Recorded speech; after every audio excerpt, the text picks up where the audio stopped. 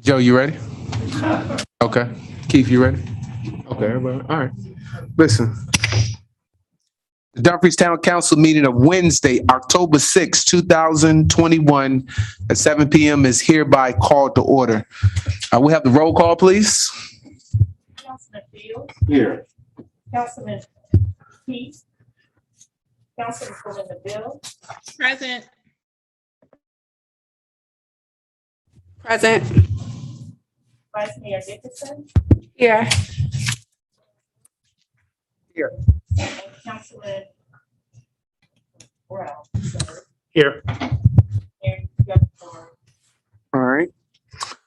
We'll now have a moment of silent prayer, followed by the Pledge of Allegiance.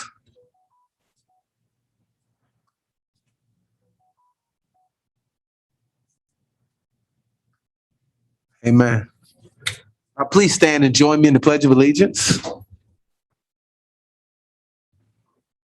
Pledge allegiance to the flag of the United States of America and to the republic for which it stands, one nation, under God, indivisible, with liberty and justice for all.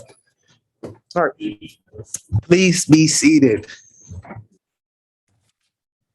right, next on our agenda is the adoption of the agenda. Is there any adjustments to the agenda? All right, seeing none, I welcome a motion. Move we adopt the agenda. Second. Okay, it's been properly moved and second by Councilwoman Miles, second by Vice Mayor Nicholson. Seeing no discussion, I will call for the question. Councilman Brown? All right. Councilwoman Miles? Aye. Councilman Fields? Yes. Councilwoman Neville? Aye. Councilman Pete? Aye. Okay. Vice Mayor? Yes. That's a yes for me. Motion carries 7-0 to adopt the agenda. All right. Next on our agenda is the highly anticipated awards and proclamations. All right, our first proclamation be given by Councilman Fields is a proclamation recognizing Sergeant Horace E. Sykes. Councilman Fields, Yes, sir. Thank you, Mayor. And, good evening, everyone. push your mic so they can hear you on YouTube. Thank you, Mayor. And good evening, everyone. Thanks for coming out. It gives me great pleasure and an honor to do this proclamation and to read this proclamation for the family of Sergeant Horace E. Sykes. As a former member of the police department here in the town of Dumfries, though I did not work with Mr. Sykes, Sergeant Sykes, I know a lot about Sergeant Sykes, and I did happen to meet him a couple of times during my tour of duty here.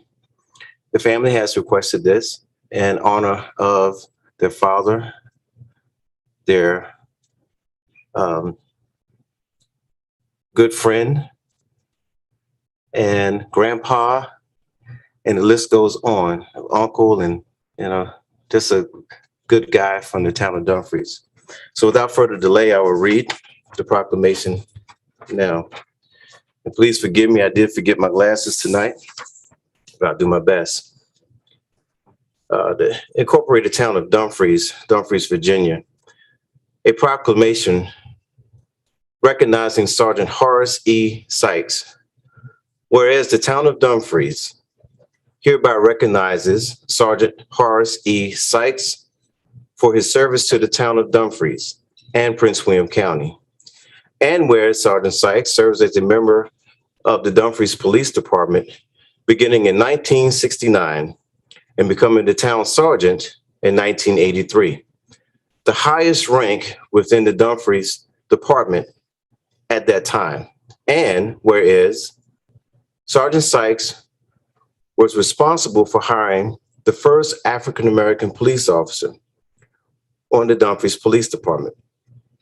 Whereas Sergeant Sykes was known for being fair and honest and is commended for his selfless service and commitment to the residents of the town of Dumfries and Prince William County. And whereas Sergeant Sykes is known as a loved community police officer. And now, therefore, be it proclaimed by the Town Council of Dumfries that the Dumfries Police Department Squad Room be dedicated in honor of Sergeant E. Sykes. By the order of council, Derek Wood, Mayor, and attest our clerk, Tangi R. Hill, Town Clerk. At this time, former Captain Charlie Reed, if you would come to the podium, please. And the reason I'm calling Mr. Reed up is because this was Sergeant Sykes' buddy, his pal, his squad buddy, and I'll let him tell the rest.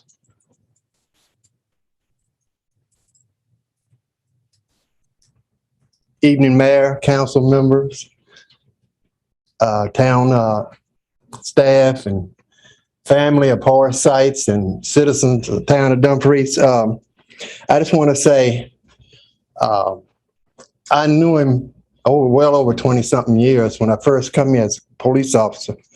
One of the things he taught me, he said, if you ever catch somebody here in town, you give them a break because you'll see them again if they mess up again. And I took that to heart. Like Mr. Field said, he hired Calvin Johnson as his first Black police officer, and I followed in Calvin's footsteps. We had a good working relationship with Sergeant Sykes because he would do the ordinances and we would do the law enforcement part of it. Nobody wanted to do those ordinances. I didn't want to go tell anybody cut the grass, but I would go with him for breakfast every morning. That man would, what you doing? Let's go to eat. I said, okay, we go to Chili Hut. And I mean, I ate many a breakfast and he wouldn't let me pay a nickel. I knew all the kids. I knew Billy, Thomas, and Linda. Went to his house hundreds of times. When I retired, we went fishing. I learned that he was a great family man. And of all the things that he ever did, I will always remember him for that. And the nickname we gave him, all the officers, we called him Skittles. I don't know why, but that was his nickname. And I think about him all the time. Like Mr. Mayor would say, I could talk a mile, so I'm gonna leave it alone. I got a whole lot more that I could talk about him. Thank you for your time.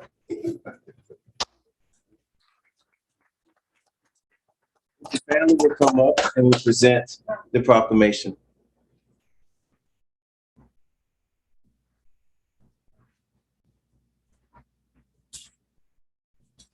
Sorry.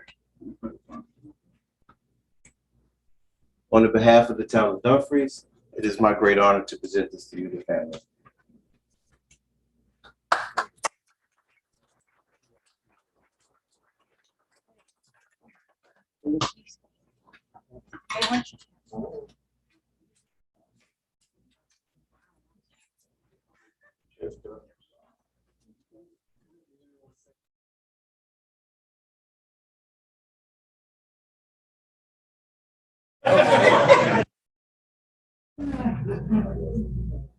Mr. Mayor, Town Council, wonderful Sykes family, ladies and gentlemen. Mr. Sykes chased me through Dumfries year after year. I had a salon in Triangle Plaza, and I was always in the fire lane. And Mr. Sykes would just come and go. And I knew, and I never called him his nickname, whatever that was. I can tell you that. The guy scared me to death. I'll be honest with you. I was telling the family he was so conflicted. He was cold and mean and conflicted by being kind and fair. And honestly, he never gave me a ticket. The only thing I ever tried to do was make him smile. And one time in the cafe, I said, Mr. Sykes, I will be in the fire lane in 40 minutes. And he said, go sit down. And so, but I looked back and there was like a slight smile. But what a wonderful human being. What a wonderful man. I know the family's very proud of you. Thanks very much for letting me. Thank you. Congratulations to the family on that well-deserved recognition. Next, we want to do a proclamation recognizing National Chiropractic Health Month 2021. This is a first for the town of Dumfries, National Chiropractic Health. It says, proclamation recognizing National Chiropractic Health Month. Whereas there has been a general increase in the prevalence of sedentary lifestyles over the year due to the advances in technology and transportation, and further celebrated over the past year by the COVID-19 pandemic and the increase in remote work, leading to an increase in the musculoskeletal conditions such as low back pain and joint pain. And whereas the public health crisis has also led to an increase in stress and mental health problems nationwide. In March 2021, surveyed by the Centers of Disease Control and Prevention found that the prevalence of adults with anxiety or depression disorder increased from 36.4% to 41.5% between August 2020 and February 2021. And whereas research shows that physical activity provides several important health benefits, including helping to manage weight, increase bone and muscle strength, lower blood pressure and cholesterol, and decrease the risk of heart disease and stroke.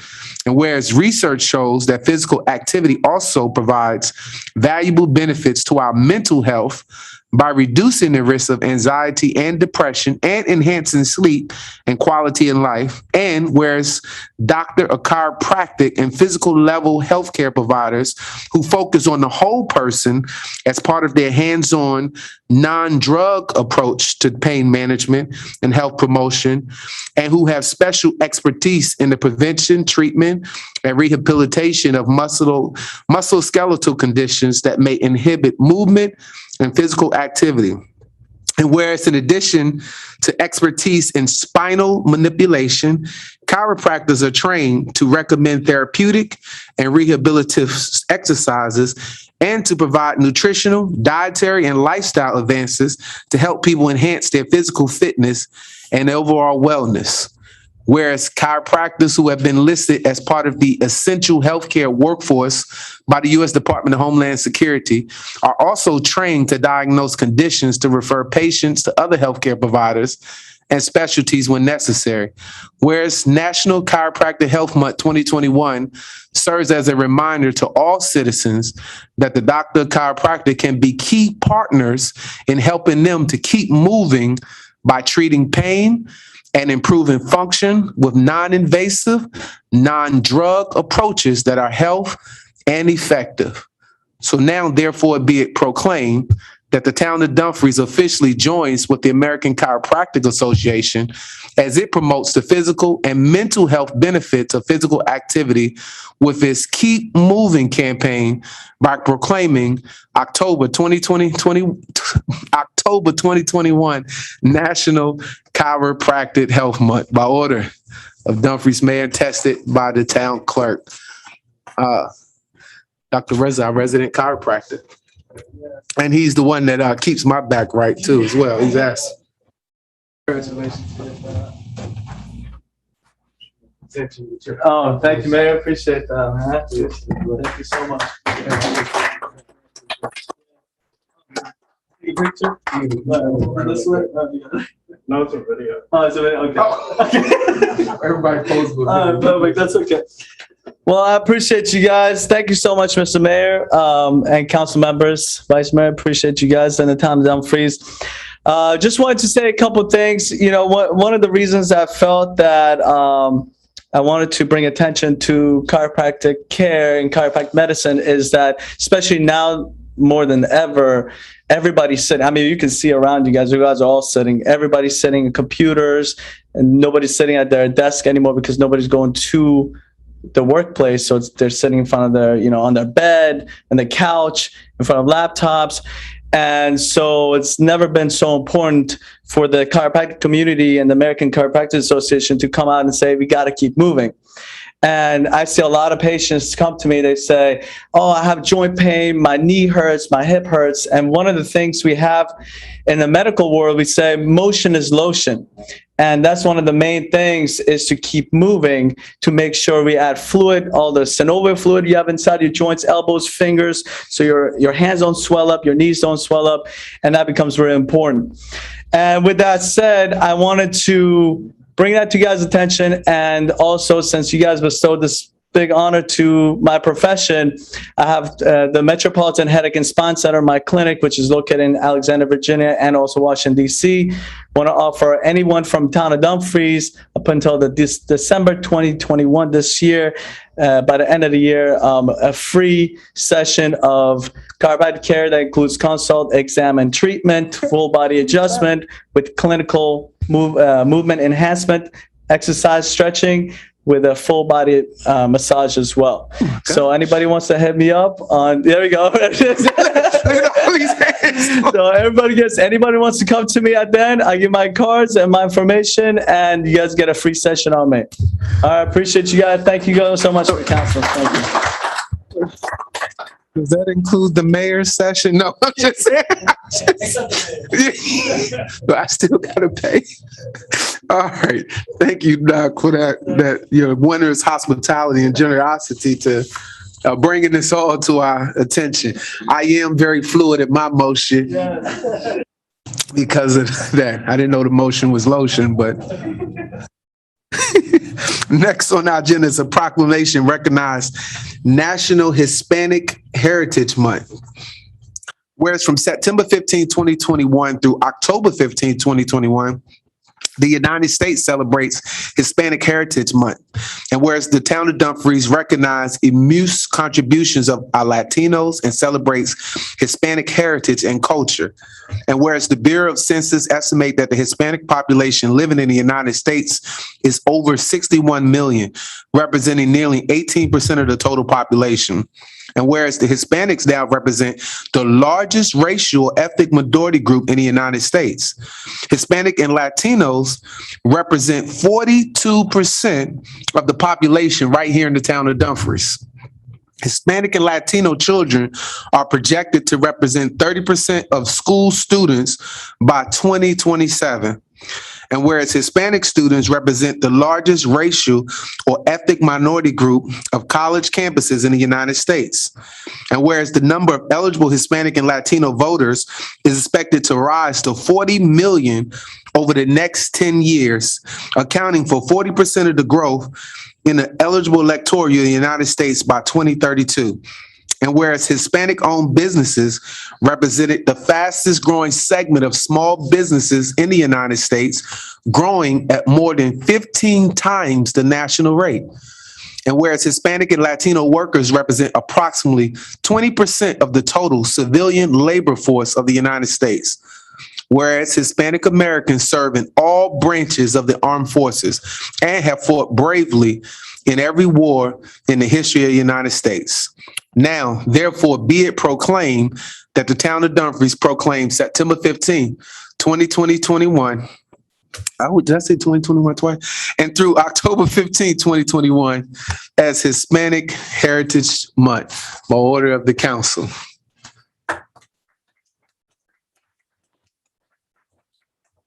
Was there anybody here that was speaking on behalf of the Hispanic and Latino? Okay, I was just checking to make sure. All right, our last but not least proclamation is celebrating the life of Mr. Albert Earl Brooks Sr. Whereas the town of Dumfries is a municipal corporation of the Commonwealth of Virginia, whereas the town of Counsel of Dumfries hereby celebrates the life of Mr. Albert Earl Brooks Sr. for his outstanding public service to the town of Dumfries in Prince William County. Whereas Mr. Brooks Sr. was a longtime resident of Prince William County, where he, along with our former Dumfries Vice Mayor Willie Toney, founded the African American Democratic Club to help people of color understand both the importance of local government and of having people of color serve in elected posts. And whereas at the conception of the African American Democratic Club, only 2 elected officials were people of color across the entire Prince William County. To date, most of the county elected boards are either majority minority, or evenly split, residents and people of color. Whereas Mr. Brooks strive to ensure fair representation across the elected boards. He offered his organizational skills to help potential candidates learn more about the political process. And whereas Mr. Brooks served as a member of the National Association of Advancement of Colored People, National Urban League, Prince William County Democratic Committees, the JCs, and the Dell City Sports Club, to name a few. Whereas Mr. Brooks will forever be known for his dapper dress and his bow ties, his physical presence at the DMVs, and his dedication to voter outreach and boosting the prospects of local candidates of color. Now, therefore, be it proclaimed by the Council of the Town of Dumfries that Mr. Albert Earl Brooks Sr. be and hereby is celebrated for his life and service to the residents of the Town of Dumfries and Prince William County.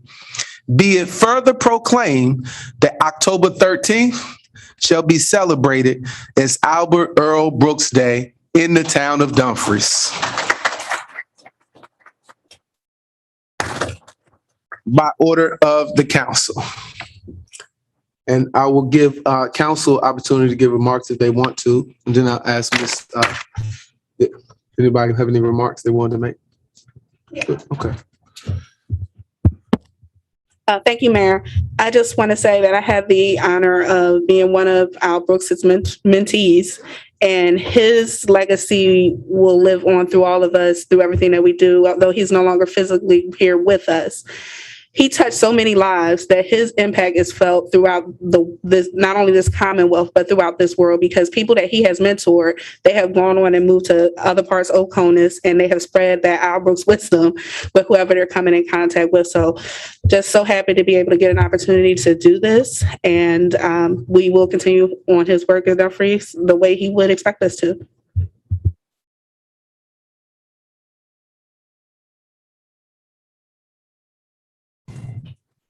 I also like to chime in with thanking Mr. Al Brooks for my time with him and being mentored by him. And I would say to the family, hold on to the Al Brooks wallet and that card he always kept in his wallet from A. Philip Randolph. I love that story. I've heard it numerous times, and I'm quite sure many others has heard his work with Mr. A. Philip Randolph many a times, and that card that he always carried in his wallet that he showed. So hang on to that. It's very precious. And I'm glad to have been mentored by him as well. Thank you. I want to say again what I've said before about Mr. Brooks. When I think of Mr. Brooks, I think of him as a cultural icon, because what he's done for our generation is he's taught us how to fight and stand up and demand our seat at the table. And his legacy will forever live on in us and our duties as we serve the town of Dumfries. Thank you.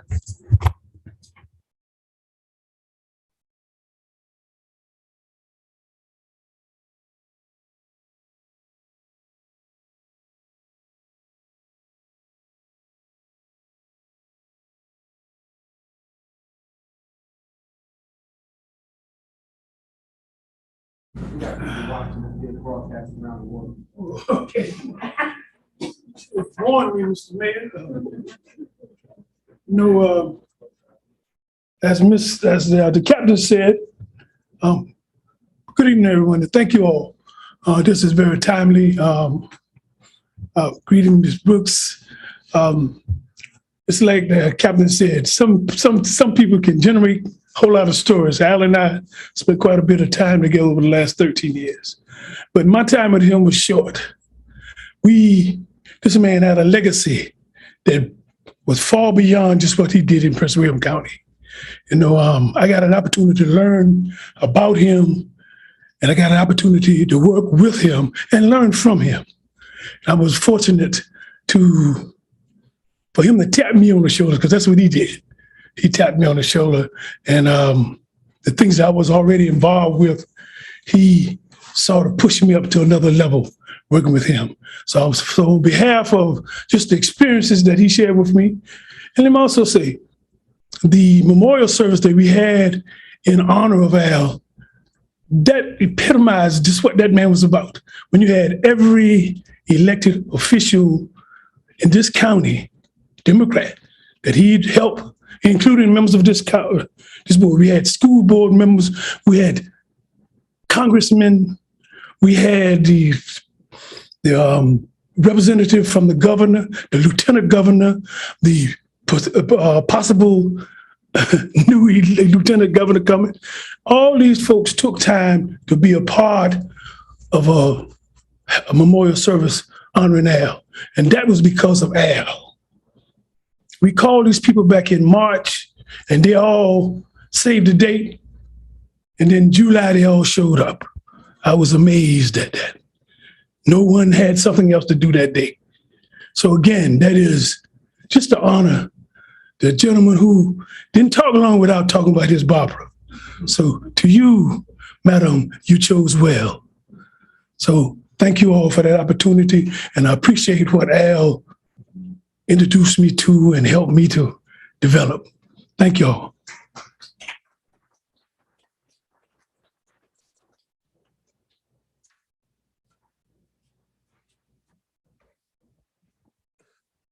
There was never an election that I was a part of that y'all didn't see Al Brooks out there standing next to me, urging the voters to come and vote for me.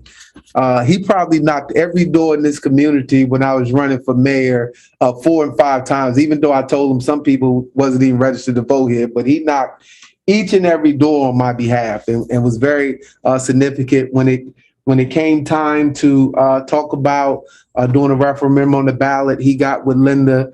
They all got out and they knocked doors to get that on the referendum. But as Mr. Tony alluded to, he always referred to his barber and made sure that he let me know what he could and what he couldn't do. And he was always there. And it was some late nights. He would check to see what I had going on at the meeting.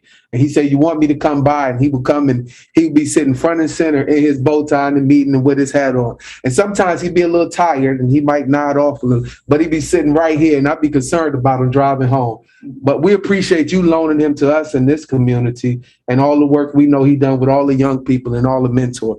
So we celebrate him and we proclaim his birthday in Dumfries as Al Brooks Day. Thank you. This up so they can see. Come on in, Antoine. Oh. I just want to say that Al was very proud of the progress of the town of Dumfries, and I want to thank you for recognizing him.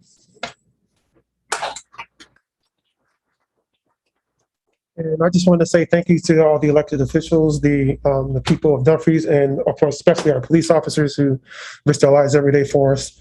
My father, actually on the way over here, my mom and I were talking about an event. There were so many, but I was probably about 10 years old, so dating myself, almost 40 years ago. And we came to the Dumfries Town Hall, but it was a little white building back then. And, just all the people that my dad touched. And when he was at the DMV, every time I would come over to the house, he would say, hey, one of your friends from the Dale City Sports Club, when we were just little peewees playing football, wanted to say hi. Just so many people's lives that he touched, even to this day, when my son played hockey and I'd be at the rink and people would walk up and say, hey, I remember your dad, so he really is proud of everybody and all the things that you're doing. And we just thank you as a family.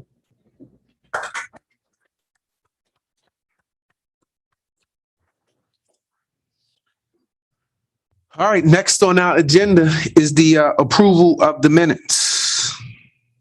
All right, everybody get an opportunity to look over the minutes. All right, any remarks? We approve the minutes. Okay. All right, it's been motioned by Councilwoman Miles, second by Councilman Fields. Seeing no discussion on the minutes. All right, I'll call for the question. Councilman Fields? Yes. Councilman Pete? Aye.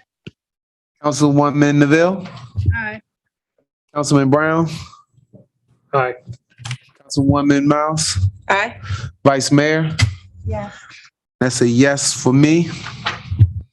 All right, that motion carries 7-0.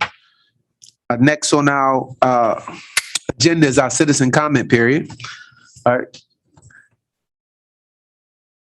Okay, so there's no one signed up. Was there anyone here that didn't get the opportunity to sign up to speak on citizen comment period?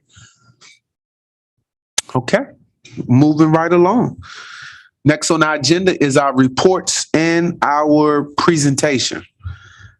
All right, our first report is from our historic Dumfries, and that report is going to be from Miss Lisa Timmerman of Historic Dumfries, Virginia Association, and she'll be broadcasting live from the historic Dumfries Ghost House. Good evening. Most appropriate for October. I would like to start by thanking the town of Dumfries and Prince William County for their yearly funding. The funding from the town of Dumfries not only helps us continue our great programming, but also allows us to continue preserving and restoring the historic house. We are currently reviewing proposals to install counterflashing and repair cracks in the masonry of our chimneys. I would also like to thank Colonial Downs Group for their donation and Mr. Cleveland Anderson. Mr. Anderson donated artifacts from the Route 1 Widening Dumfries project, and I'm currently working on a blog that will detail the VDOT project and the artifacts uncovered. While our museum attendance is still low due to the ongoing pandemic, our outside and virtual programs continue to be popular. Our Free Children's Day at the museum, sponsored by Colonial Downs Group program this month, will feature and celebrate Hispanic Heritage Month. Of course, October also features the return of one of our most popular programs, Ghost Walks, and we are currently offering tours every single Friday and Saturday night of this month. The town of Dumfries and the Weemspots Museum are currently featured in the Prince William Living magazine, providing a delightful and fun summary of our town's ghostly fun lore. We are still calling for residents to contribute their 2020 experiences and thoughts to our archives, and one can do so by either contacting us or filling out a form on our website under the Visit Research section. I know I have donated a face mask with HDVI on it. Personally, I would like to thank the town employees and the town council for their understanding and support during my medical absence in July and early August. I am very grateful for the positive and encouraging relationship between Historic Dumfries and the town of Dumfries, and I look forward to scheduling joint outside programs once again, hopefully in 2022. Thank you.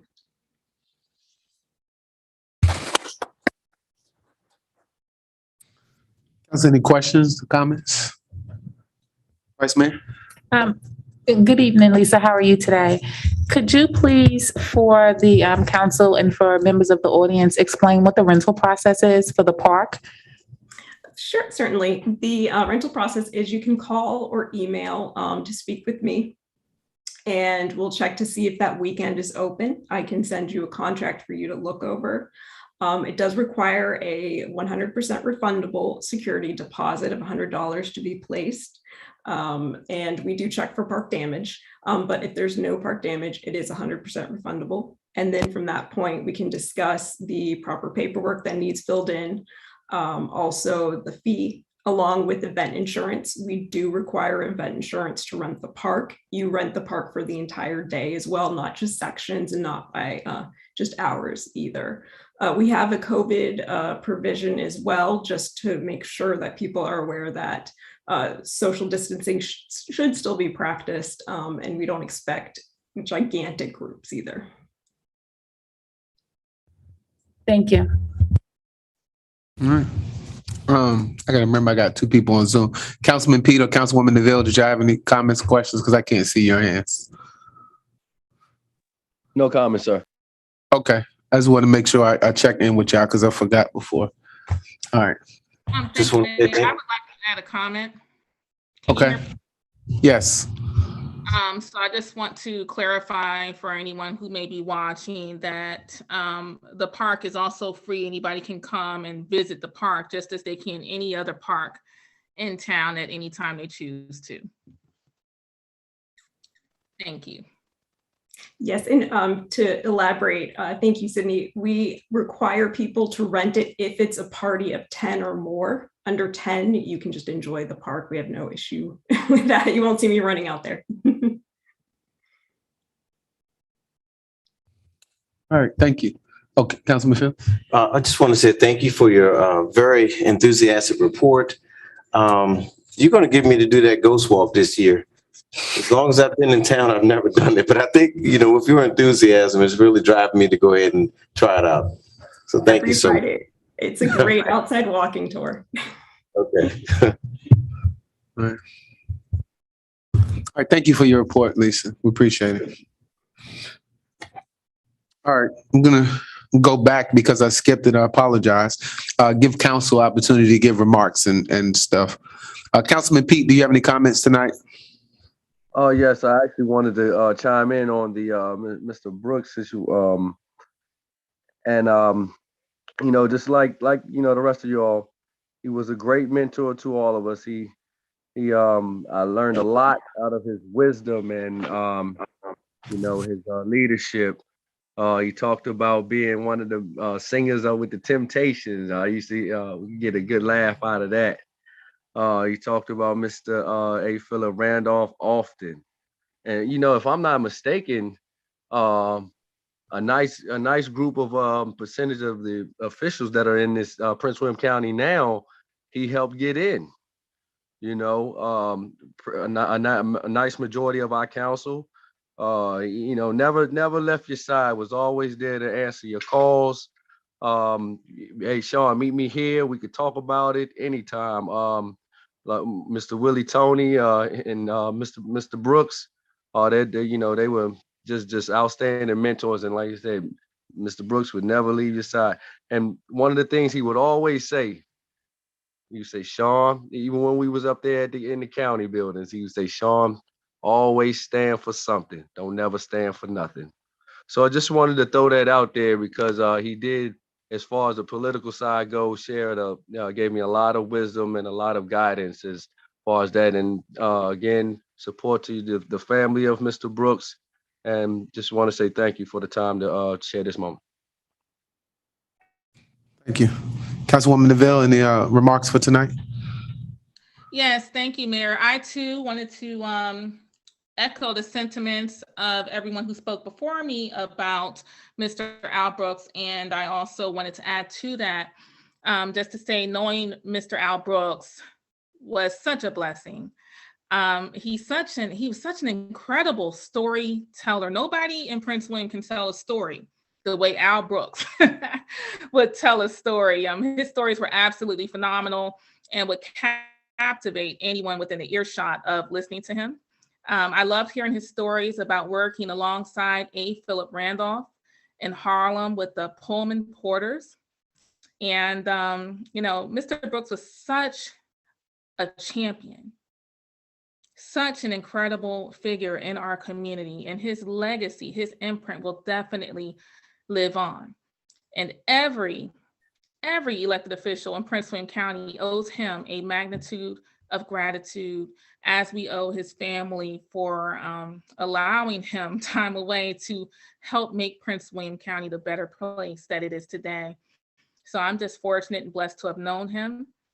And I hope myself and others continue to make his legacy proud and live it out loud. And then I just wanted to also point out, of course, there are many things that are recognized this month, but two of them I have to say, Breast Cancer Awareness Month, knowing so many family members who have fought, beat, and succumbed to this sickness. And just a reminder to get your exam. Men can get breast cancer too, so please check yourselves, everyone. If you need to get an exam, don't miss the opportunity to get checked. Also, it's Domestic Violence Awareness Month. And if anyone needs access to resources, you don't need to look any further than ACTS. They have a plethora of resources. Again, contact ACTS helpline for domestic violence awareness resources. That's all I have to say, Mayor. Thank you. Thank you. Councilman Fields. I think I've spoken enough already.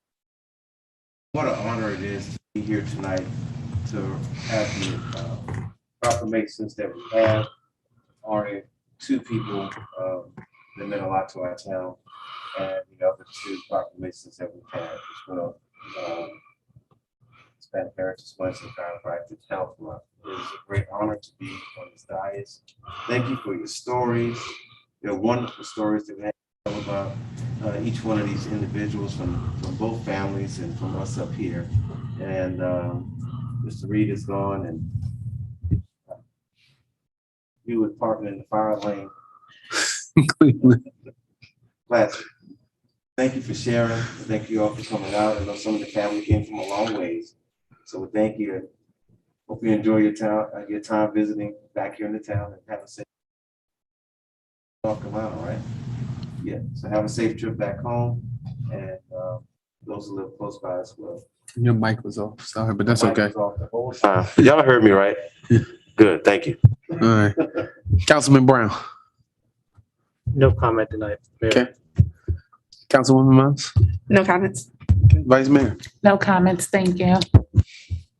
All right, well, I got just a few. I just want to say fall is in the air, which recognize the season is, like one of the seasons I love. So the weather is changing, and we're moving into a season where a lot of our children are going to be more actively engaged in a lot of the school plays, and as well as the adults are going to be out there in the full support roles, driving them around, participating in the various physical activities and things like that, supporting them. And I just want to say life is precious, right? As we think about life, and, it's swift, and just take time to enjoy your loved ones while they're here. Take time. It's a lot going on. There's a lot of hustle and bustle. And I wanted to put a message out today to just take time, breathe, and enjoy the people around you, because don't take life too serious, because we all going out the same way at some point. So cherish these moments. We as a council, we just returned back from our annual Virginia Municipal League Conference. So we're a little energized, which is why our meeting is on Wednesday, because we were gone Sunday, Monday, and Tuesday. So we moved our meeting back a day. At the conference, we all attended sessions featuring different political leaders and local government experts. There were a lot of concurrent workshops, which covered a wide variety of important issues which affect us here in local government and across the state. It also gave us an opportunity to network with our peers from across the state. We got to hear about their issues and their accomplishments, as well as we shared some of our challenges and some of our best practices with them. One of my favorite part of the conferences is always the opportunity to visit the exhibit halls that they have, because it features a lot of the latest and greatest in products and services that help us on the local government. Is there where in the past I met vendors that we actually utilized and benefited here, and it gave our town great gains. Also want to take time out today to congratulate our Director of Finance, Kimberly Goodwin, and our Town Manager, Keith Rogers Jr., on receiving for the third consecutive year, the GFOA Distinguished Budget Presentation Award. It's been an honor. 3 years ago was our first time ever get it, and to get it 3 years in a row, even with the changes, we got to commend them for being financially astute at what they do and doing that presentation. So I thank them for their doing their due diligence and checking, dotting the I's and crossing the T's. On this Sunday, I'll be hosting my annual Mayor's Ball. This year's theme is a masquerade. For those who don't know, the ball was established to recognize and honor members of our community for their work and their contributions to the town. And it was also to raise funds to provide scholarships to our youth. Some of the honorees for this year, we're going to be Cleveland Anderson, who unfortunately had another engagement on Sunday, but for all the work he's done in this town over the last 30 years. We're also going to recognize, and this was set to happen last year before they passed away, but Ed and Thelma McLaughlin for being our living legends, and she's going to send a nice video message. Jeremiah Burns is also featured as one of our Elite Citizens of the Year, and quite a few other ones that I won't go into details, but we'll have that on Sunday, October the 10th. On Saturday, October the 16th, the town of Dumfries will be having their fall festival. I think there still may be some vendor spots for those who want to come out, but it's always a festive time for people to come out and enjoy the festivities here in the town of Dumfries. On Thursday, October 28th, I'll be hosting my annual business roundtable to sit around the table with the businesses to hear about any challenges, any wins and gains over the past year. It's always a great time for me to be able to hear from the business community. Those invitations will be sent out soon, as well as it'll be posted on Mayor Derek Wood's Facebook page. Lastly, on Saturday, October 30th, again, this year we'll be hosting our Trunk or Treat. I think last year during the pandemic, we didn't expect to see so many kids, but I think we had about 200 or 300 kids. I think our Dumfries police officers won the most decorated car with their fanciness and putting the spider webs and all that other stuff. So it's a fun time. People bring their cars out. They decorate the trunks of their cars and their whole cars, and we pass out candy and kids just come around. And so it's not going to be on Halloween. It's going to be the day before because Halloween falls on a Sunday. So it'll be on October 30th this year. All right. So that's all I had to share with you all today. Please govern your calendars and your schedules accordingly. All right, next on our agenda, it will be our public safety initiatives. And we're going to ask our chief and I guess our captain, whoever else will be participating in this hearing. The floor is yours, chief. Good evening, Mr. Mayor, Looking Vice sharp. Mayor, Town Council. I do have a gentleman joining us on Zoom, so as soon as we can get him live. Good evening, Chief. Good evening, members of council. John Baturla.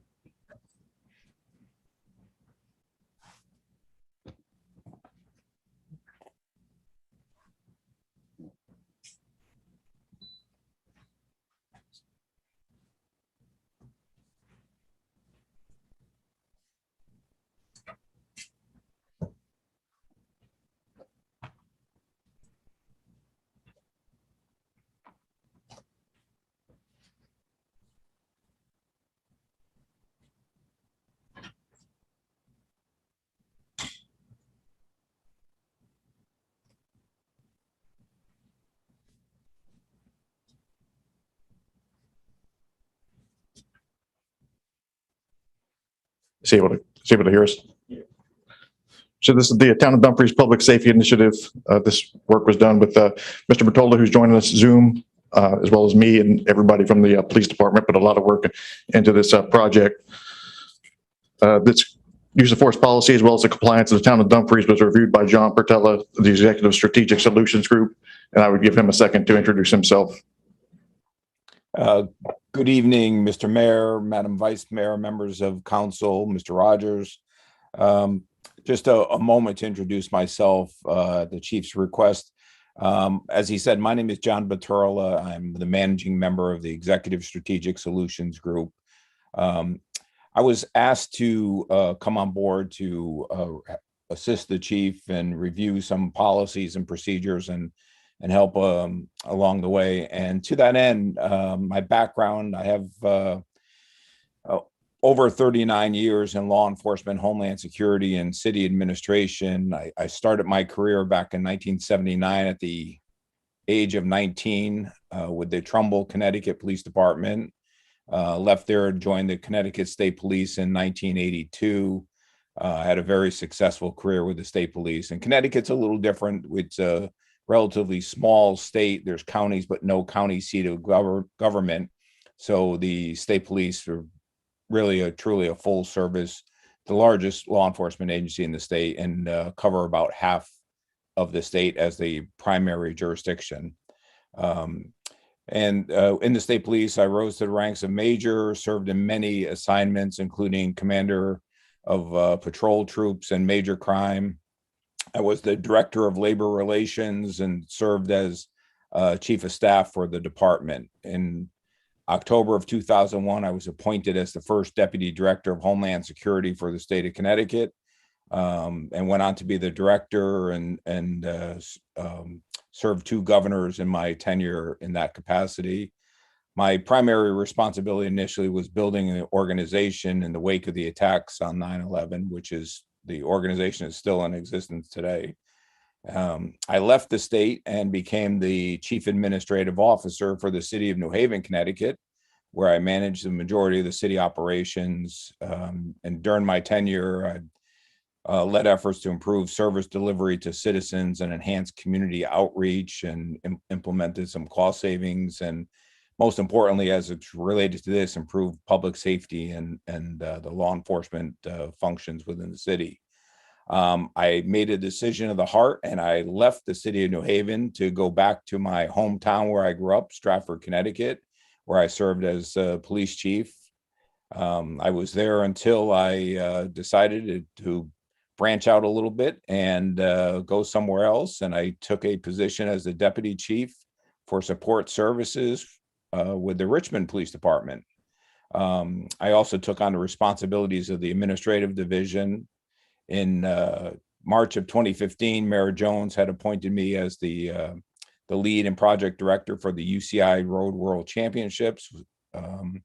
After that successful event, I was appointed as the interim deputy chief administrative officer for operations for the city of Richmond.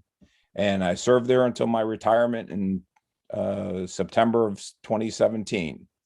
I have been serving the country as a senior consultant for the Naval Postgraduate School out in Monterey, California, their Center for Homeland Defense and Security, since 2006. And in January of 2020, I formed the Executive Strategic Solutions Group to continue efforts and outreach to private companies, cities, and towns. And I'm very, very happy to be here and happy to work with the town of Dumfries. Any questions for John? All right, so we're going to cover the use of force, body cams, as well as some training and our use of force investigations. The use of force policy is the policy of the Dumfries Police Department to value and preserve human life. And I want to reiterate that it is the policy of the Dumfries Police Department to value and preserve human life. Officers shall use only the force that is objectively reasonable to effectively bring an incident under control while protecting the safety of the officer and others. Officers should use only force, but no reasonably effective alternative appears to exist, and shall use only the level of force which is reasonable a prudent officer would use under the same or similar circumstances. You can get to the next slide. The decision to use force requires careful attention to the facts, circumstances to each particular case, including the severity of the crime at issue, whether the suspect poses an immediate threat to the safety of others or the officer, and whether he's actively resisting arrest or attempted to evade arrest. In addition, the reasonableness of a particular use of force must be judged from the perspective of a reasonable officer on scene rather than 20/20 vision of hindsight. The question is whether the officer's actions are objectively reasonable in light of the facts and the circumstances confronting them. Next slide, please.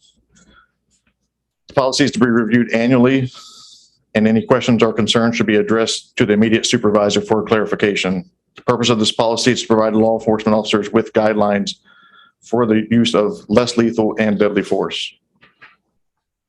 So when we go by our use of force, we kind of mirror Prince William County as their use of force policy, as well as their body cam policies.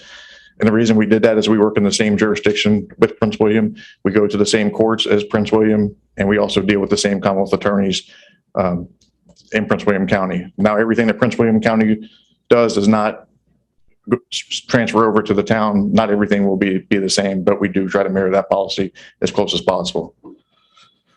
So the use of force continuum, basically this is just what happens, and you don't start at you could start at the mere presence and you can go straight to lethal force, but there is a chart to get that works its way up, but it always doesn't happen in this order.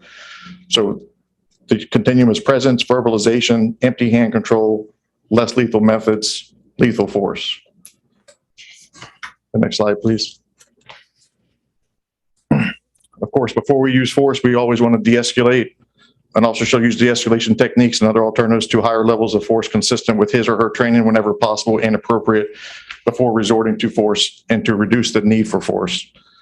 Whenever possible and when such delay will not compromise the safety of the officer or another and will not result in the destruction of evidence, escape of a suspect, or commission of a crime. An officer shall allow an individual time and opportunity to submit to verbal commands before force is being used.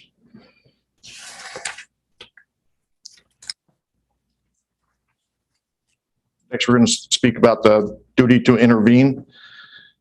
And this is new to the policy, and that this changed a lot over the past year with the height of everything that occurred last summer. It is the policy of the Town of Dumfries Police Department that any member present, both sworn and non-sworn, and observing another member using force that is clearly beyond that which is objectively reasonable under the circumstances shall, when in position to do so, intervene to prevent or prevent the use of such excessive force. Members shall promptly report these observations to a supervisor. Intervene to come between, whether verbally or physically, so as to prevent or alter a result of course of events. All members must recognize that they act upon the duty to intervene to prevent or stop any member from an act that is unethical or that violates law or policy. Bless you. Failure to intervene may subject a member to disciplinary action. All Town of Dumfries members benefit when potential misconduct is not perpetrated or when a potential mistake is not made. Preventing misconduct increases public trust and preserves job security and integrity of all department members.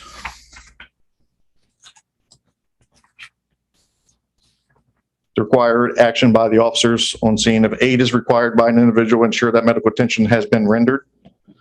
Take a preventative approach whenever possible if observing behavior that suggests that another member is about to conduct unethical or inappropriate behavior. Examine the circumstances surrounding the incident to determine the appropriate form of intervention. Intervene verbally or physically, depending on the circumstances. Take an active approach to intervene to stop any unethical behavior or misconduct when such conduct is being committed by another member. And this pertains on duty and off duty. Just keep that in mind. If verbal interventions are not sufficient to stop the act, physically come between the offended member and the other individual involved. Immediately notify a supervisor and conducting any type of intervention when safe to do so. When a physical intervention was performed, document the incident in writing and submit it to a permanent rank supervisor. The required action by the supervisor, once that's been reported, the supervisor separate all members involved in the incident. We will ensure that the preservation of all body camera footage, conduct a preliminary investigation to gather any pertinent information that will coincide with the reason for the intervention. Ensure all parties involved in the incident document and writing their observations, participation in the incident, and detailing the circumstances that led to the intervention and what, if anything, occurred once the member intervened. Determine whether the actions leading to the intervention constitute misconduct, unethical behavior, or potential criminal conduct, and notify the captain. If appropriate, consider making a recommendation that the member who intervened receive recognition for their actions.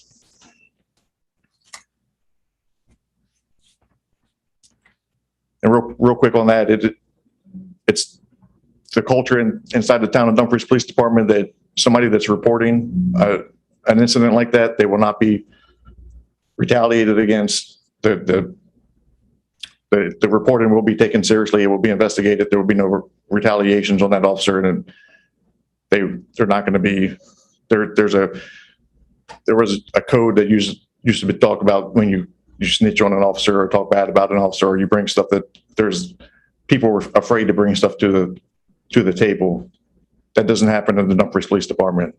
What will happen is if you don't report, then there will be disciplinary action. Required action by the chief in the internal affairs. Ensure all incidents resulting from a member invoking their duty to intervene are reviewed by internal affairs personnel. Ensure all such cases are classified and investigated thoroughly and properly according to the Town of Dumfries internal affairs investigation procedures. Approve, disapprove the resulting findings of each IA investigation deriving from a member intervening or failing to intervene to stop misconduct. All discipline administered for failing to intervene shall be in compliance with department disciplinary policies and procedures.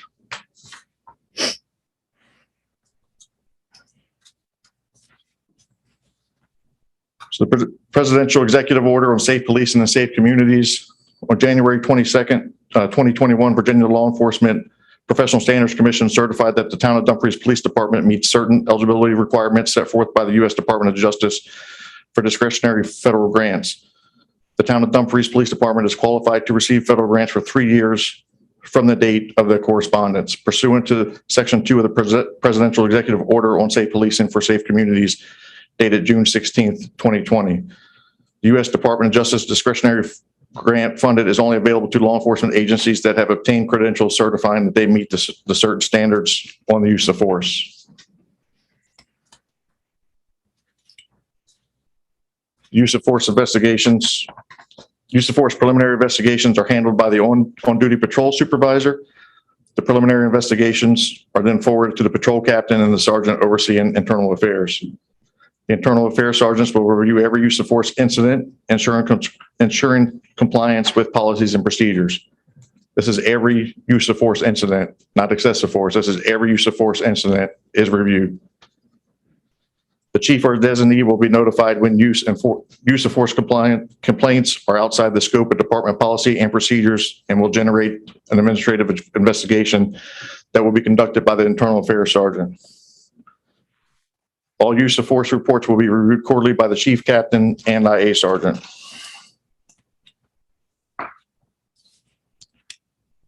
The town of Dumfries Police Department has implemented an early intervention system that is monitored by the internal affairs sergeant.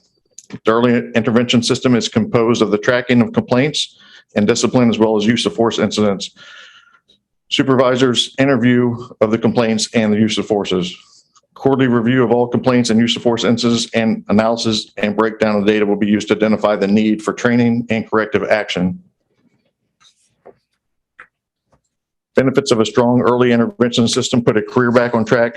It provides supervisor engagement, supporting documentation, develop internal department programs. One thing that we implemented as well is a police interaction questionnaire. Citizen comments will remain confidential if requested. Supervisors will do monthly follow-ups on calls where Dumfries Police Department officers have responded and request citizens to complete a police action questionnaire. There is a questionnaire attached to the PowerPoint. I don't know if you guys can see that or not. So we're not going to, basically how that works is we're not going to go to every call that every officer has responded to, but we will, on a monthly basis, the supervisors will be responding out and taking comments from citizens in the town and how the call was handled.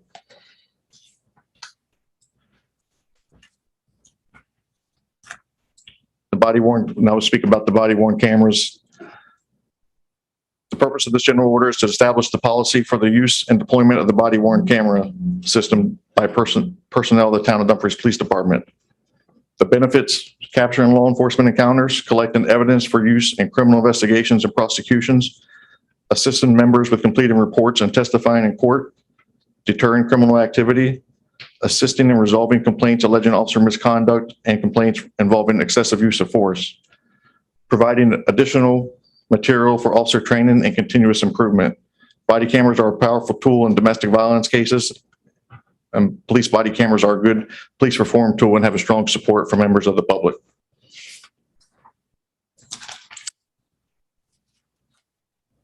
So the required body cam activation: calls for service which under circumstances known to the member at the time suggest a threat to the safety of an individual and or report of a crime in progress, traffic and pedestrian stops, vehicle and foot pursuits, arrest and in custody transports, warrant services or searches, use of force, any situation that becomes adversarial, and any other situation where a member or supervisor determined that the use of body cam is appropriate in accordance with the policy.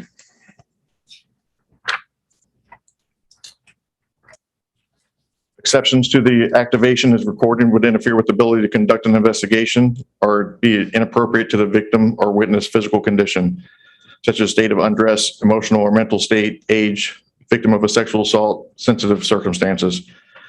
In situations such as these, a member may determine that an audio recording is sufficient under these circumstances. In the event that situation such arises, the body camera may be positioned so it does not capture the video and only will capture the audio. If the recording is tactical or sensitive in nature, in these situations, a member may determine that the visual recording is sufficient and may mute the recording when it's reasonable, practical, and safe to do so. Members shall turn the audio functionality on the body worn camera back on before entering back into the enforcement role. Prohibited use of the body cams is any location where an individual has a reasonable expectation of privacy, such as a restroom, locker room, or changing areas. Inpatient care areas of hospitals, doctors' offices, or other healthcare medical facilities. Encounters with undercover members, informants, cooperating individuals. When discussing a case with other members or during tactical strategic planning, in any jail, detention center, or lockup, during court proceedings or magistrate bond hearings. And per General Order 23.10, a member shall not surreptitiously record personal activity and or conversations with other town employees without their knowledge during the routine non-law enforcement related activities. So some of the features and advantages of the body worn cameras is signal sidearm. It alerts command staff personnel when an officer draws their weapon. It activates all cameras within 30 feet of officer when the sidearm is removed from the holster and gives real-time situational awareness. And that also works with Prince William County. So if we're on scene in Prince William County, unholsters their weapon, our body cams will be activated as well, and vice versa. Axon signal vehicle automatically activates officer's camera when emergency equipment inside the vehicle is activated. And the Axon live stream, Axon Body 3 can stream audio and video to Axon evidence so officers and command staff can pull up real-time view and act with greater awareness, and also gives the GPS of where that officer is located in case of emergency and we need to respond there.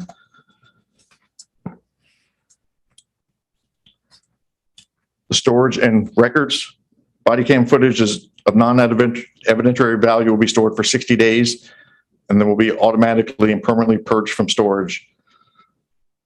Body cam footage with evidentiary value will be stored for 180 days and shall be retained or disposed in compliance with federal, state regulations, requirements, rules of discovery, and court orders.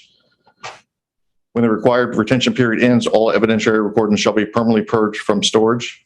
If the need arises that a Town of Dumfries Police Department member needs recordings retained longer than required retention, a supervisor will be notified and we will request it to stay in the system.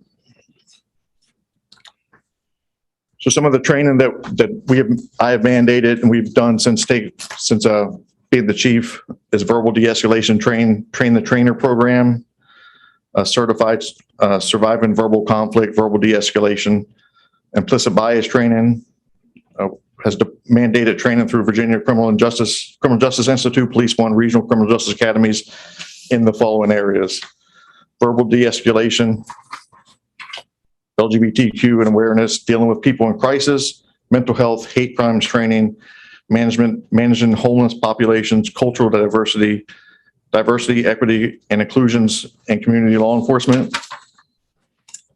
And other things that came with the body cams is a virtual reality headset, which saves the town money, where I don't have to send officers out to training. We can do it in roll call. Supervisors can do that. And also it's good for the community. If we want to have community events, citizens could come in and put the headset on and it's a act, shoot, don't shoot, as well as taser. So you can either do the taser, you can do the firearm, and you can activate the equipment using a virtual headset. It helps trainees practice and refine their skills in dynamic situations, introduces challenges to officers at basic scenarios to more complex. Trainees are active participants in the scenarios and can draw on training for use of force scenarios. Axon also spends 60 hours on every module using input from subject matter experts and allows for citizen participation. And then also with the body cams is Axon Academy, which is another pre-training for officers that can be done interdepartmentally, so we don't have to send officers out for training. They can do it at their computer while they're at work. It's unlimited access, you learn anywhere training, expert facilitators, training assets, innovative technology, and Axon community engagement training.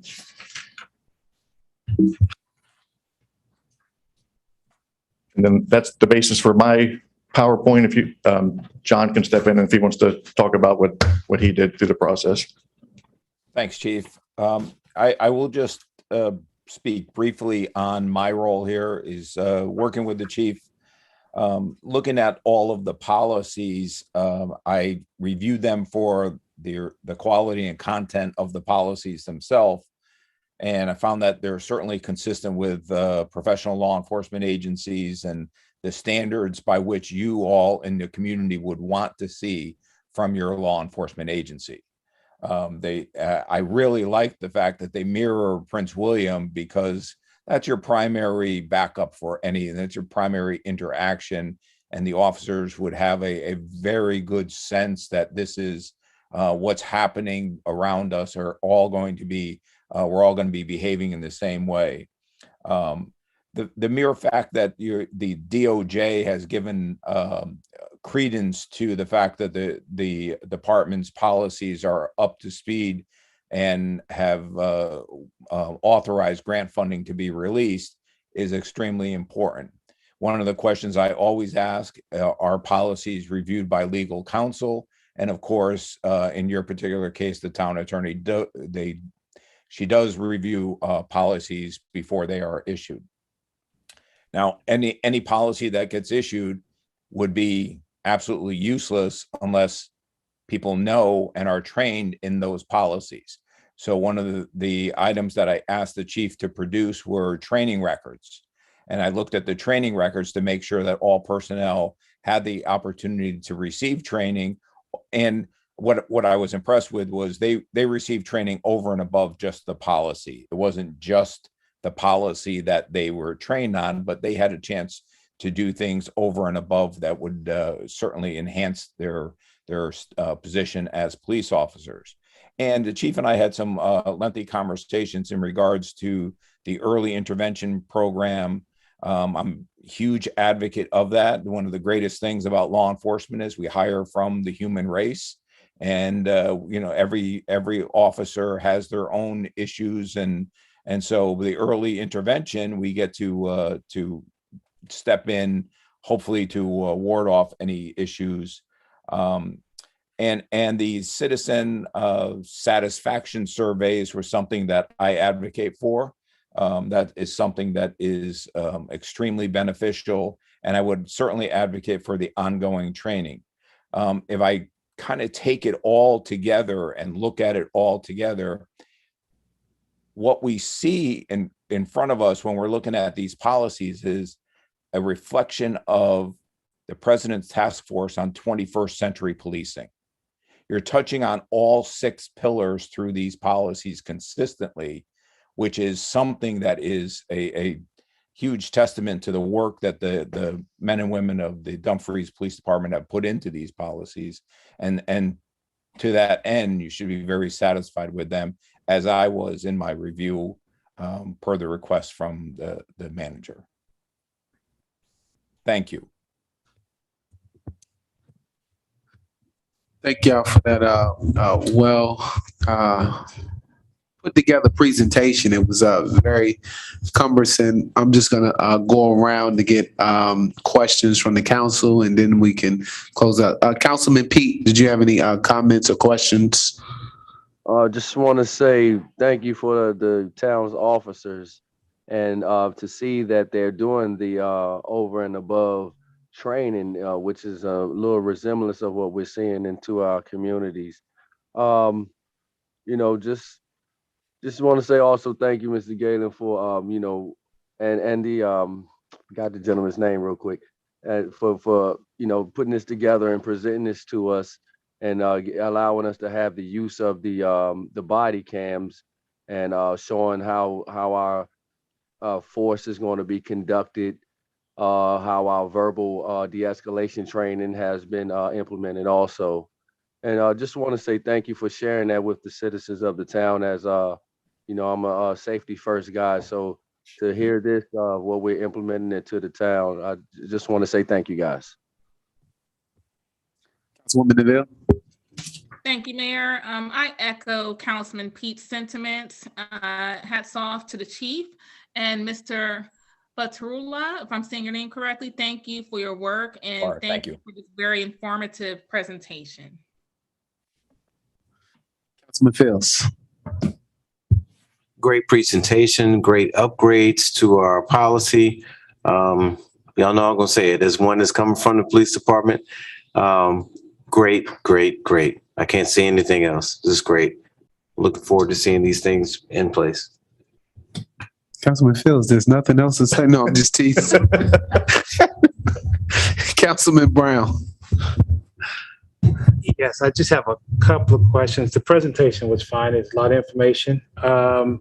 So you started talking about excessive force. In the town of Dumfries, do we have many or any complaints that come into the office since you've been chief about excessive force? In the 4 years that I've been here, there's been no complaints of excessive force. Can you say that once again? In the 4 years that I've been here, there's no complaints of excessive force. That sounds great.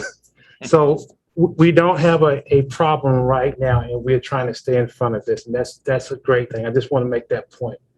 The other thing that I noticed is that the body cams, what I'm understanding, at the very minimum, we will at least get audio anytime the officer. Correct.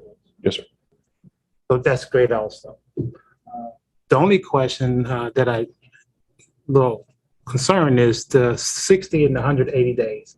Is that state regulated where we have to maintain or we have to delete the data after that many days?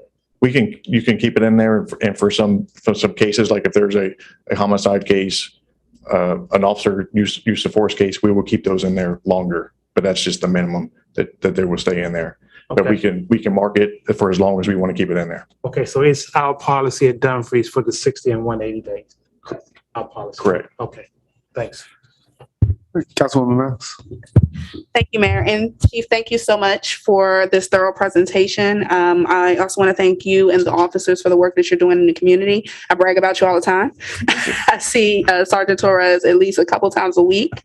I see you guys out there practicing community policing. So I really do appreciate you guys being proactive and being a leader in terms of community policing and policing in general. I really like the policy. Policy is great. I do have one question that strikes out to me when we talk about if use of force is necessary. The scale for determining is what a reasonable officer on the scene would come up with. Yes. Is there a legal definition for that? And the reason I ask is because is that like the Supreme Court, when you see it, or is there a legal standard for that? Because different people have different perspectives. I've heard officers with different perspectives. So who determines if you want me to answer, Ms. Pandick. Go ahead first, Chief, and then I'll fill in if necessary. So it's the Graham versus Connor case is what we kind of go by, and it's if I'm on the scene, I have 20 some years of experience, done a lot more training and experience as an officer that just comes out of the academy. So what they're going to look at is that officers that just came out of the academy.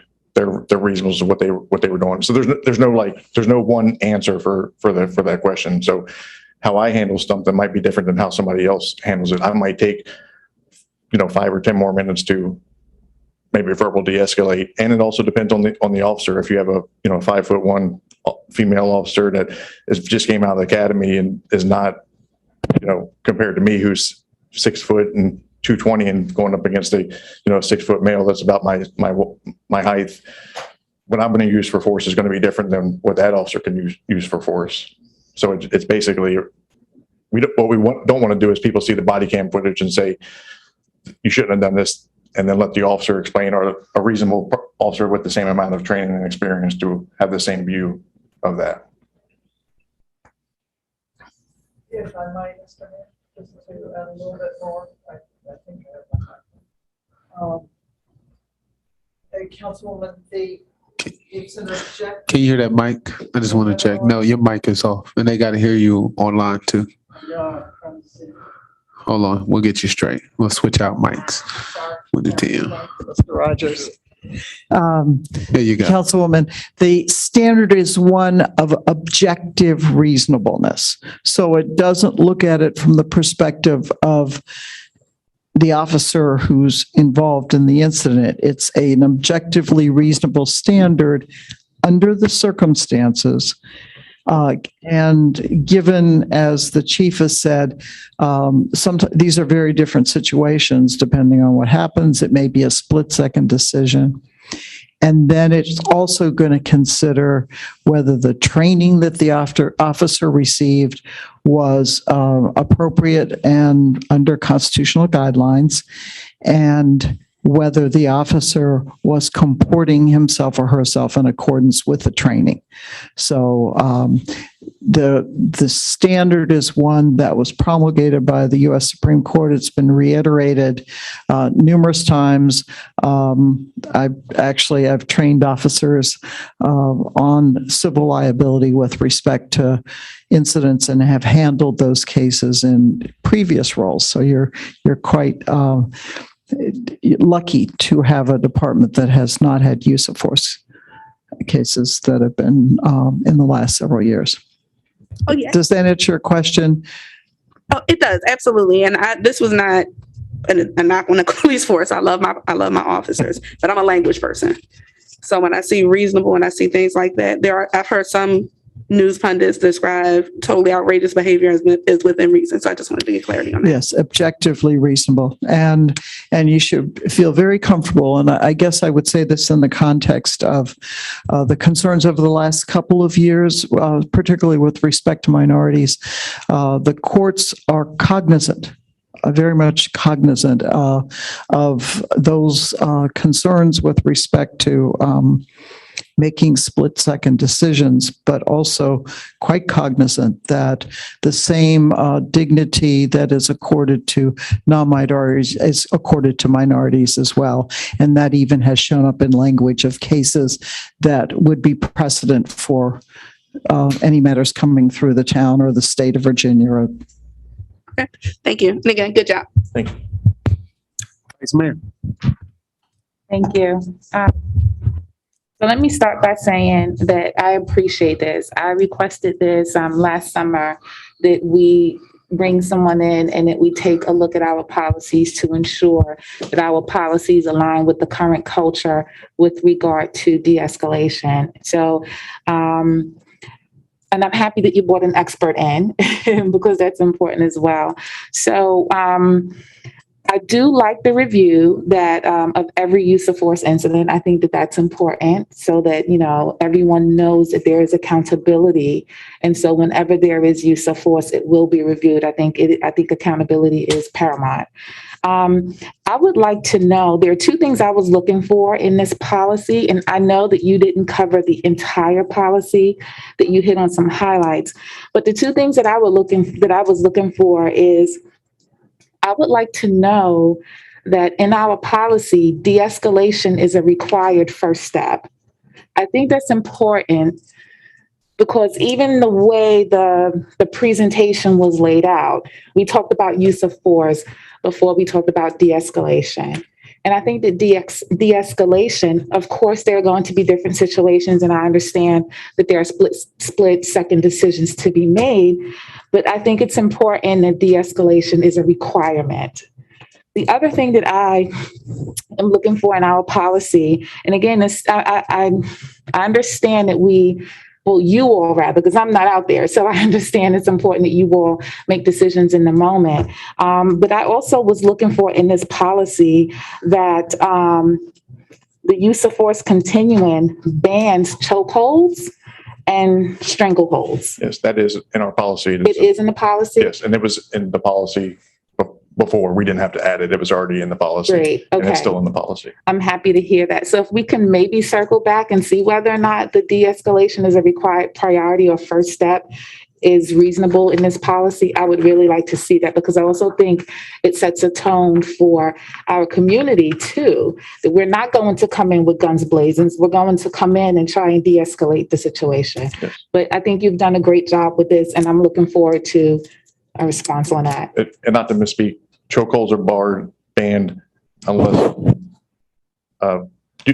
deadly force is warranted.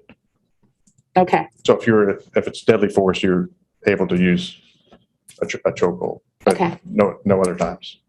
All right. Well, thank you very much for that.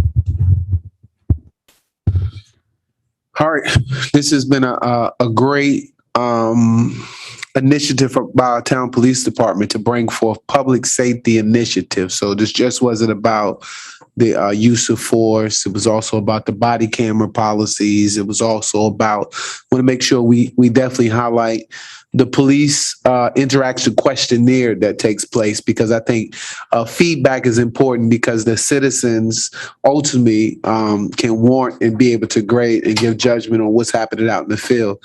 One of the other policies that I would like to see updates on, for me, it's one that I've been asking about for years, is bike patrol.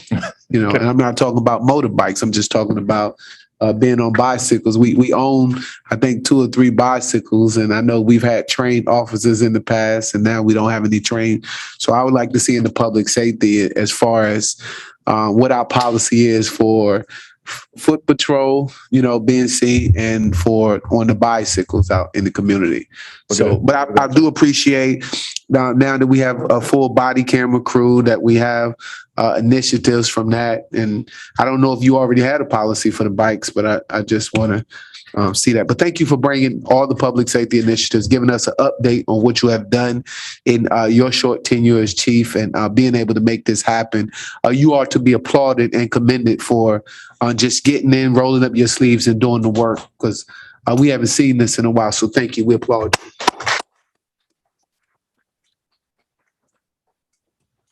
All right. Thank you, Chief. Thank you. Final item on our agenda is an introductory item. It's an ordinance to amend our FY22 general fund budget in consideration of American Recovery ARPA funding. We have our public hearing date that we want to move this to a public hearing date set for October 19, 2021. Town manager, any comments on this? Mayor, you said it all. Just as an FYI for the community, this is the first tranche, which is approximately $3 million of a total of about $6.1 million. And so this is simply to appropriate those funding. The motion tonight is to schedule a public hearing, but the ordinance is to appropriate those funds to our FY22 general fund budget. All right. So we're looking to, and I'll just read the ordinance into your hearing. So you hear it's an ordinance to amend FY22 general fund budget in consideration of ARPA funding, which is the American Rescue Plan Act. Dumfries, the town of Dumfries fund is distributed from the Commonwealth of Virginia. We don't get our money directly. And so whereas Dumfries has received its funds in the amount of $3,072,087 as part of the Coronavirus State and Local Fiscal Recovery Fund non-entitlement unit, we got the first tranche. And whereas for fiscal year FY 2022, we recommend allocating the entire amount in our general fund and expensing it all in our general fund. We have to hold a public hearing. Tonight's motion will be to schedule that public hearing to allow the public then to come in and give feedback about it, and then we will amend it. So we welcome a motion to schedule our public hearing. So moved. Okay. It was, did you get that? Okay, Councilman Brown made the motion. Vote was made second. All right, Councilman Fields made the second on the motion. All right, any discussion? Okay, hearing no discussion, I'll call for the question. Councilman Brown? Yes. Councilwoman Miles? Aye. Councilman Pete? Aye. Councilwoman Neville? Aye. Councilman Fields? Yes. Vice Mayor? Yes. And that's a yes for me. This motion carries 7-0. Who did I get? Everybody? All right. Yeah, I think that's everybody. All right. Add something from your Germans, Mayor. Okay. The family of Sergeant Sykes has a nice presentation out in the lobby. So before you leave for the evening, please participate in some cake and whatever she has good out there. Thank you. All right. At this time, this meeting is adjourned.